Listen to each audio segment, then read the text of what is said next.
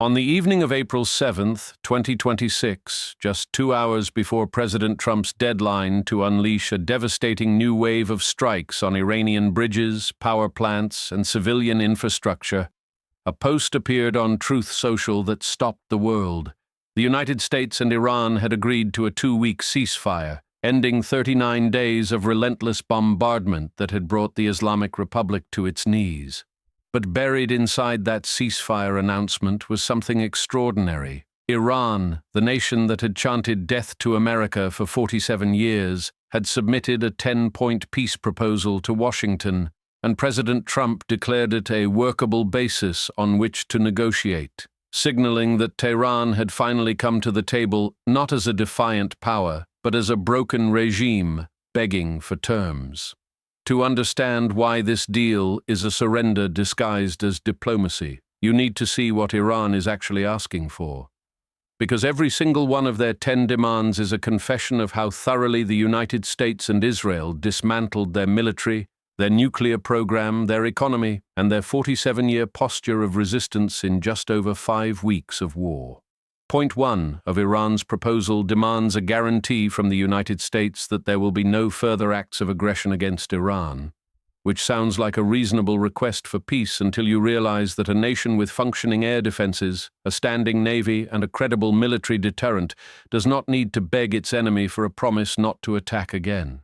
Point 2 demands that Iran retain control over the Strait of Hormuz, the narrow choke point through which roughly 20% of the world's oil supply passes every day. But Iran agreed to reopen the strait immediately as a precondition for the ceasefire, proving that its 5-week blockade, which sent oil prices past $120 a barrel, ultimately failed to break American resolve. Point 3 is perhaps the most revealing demand of all. Iran insists that the United States accept its right to enrich uranium, the very nuclear capability that triggered this war, even though coalition strikes on Natanz, Fordo, and Isfahan have already set Iran's enrichment program back by an estimated 8 to 15 years, according to non-proliferation analysts. Points 4 and 5 call for the lifting of all primary and secondary sanctions on Iran, a sweeping demand that would reverse decades of American economic pressure. But the fact that Iran is desperately asking for sanctions relief tells you everything about the state of an economy that was already collapsing before the first bomb fell, with 49% inflation, a gutted currency, and negative GDP growth. Point 6 demands the termination of all United Nations Security Council resolutions against Iran, and Point 7 calls for the reversal of all International Atomic Energy Agency Board of Governors resolutions, essentially asking the entire international community to pretend that Iran's decades of nuclear deception, hidden enrichment facilities, and weapons research never happened. Point 8 demands that the United States pay war reparations to Iran for the damage inflicted during Operation Epic Fury, a demand so detached from the reality of who started this cycle of escalation that it reads less like a serious negotiating position and more like a regime trying to save face in front of its own population, while its cities still smolder.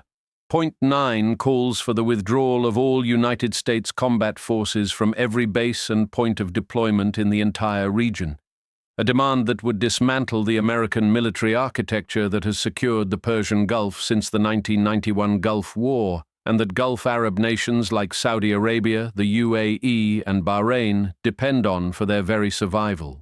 And Point 10 demands the cessation of hostilities on all fronts, including Lebanon, where Israel launched a simultaneous ground invasion that has devastated Hezbollah, displaced 1.2 million Lebanese civilians, and shattered the crown jewel of Iran's so-called axis of resistance that once projected Tehran's power from Beirut to Baghdad to Sana'a. Now here is the critical question that every analyst is asking.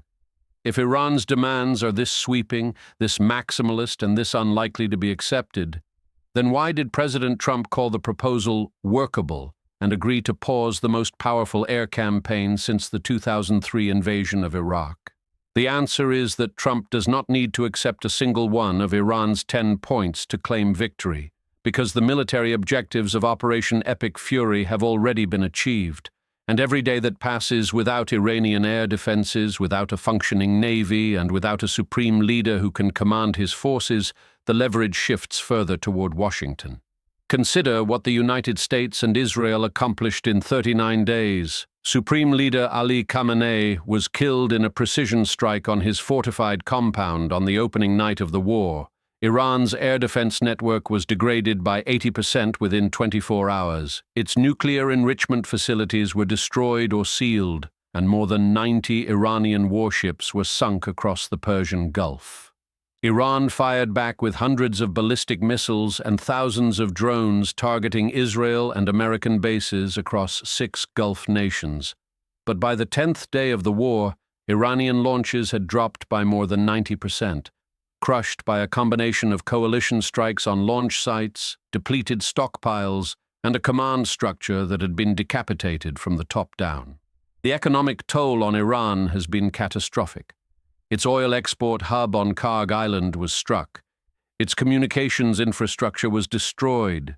Its leadership was consumed by paranoia and infighting under the hastily installed new supreme leader Mojtaba Khamenei, and the New York Times reported that the regime could barely govern itself, let alone sustain a prolonged war against the world's most powerful military.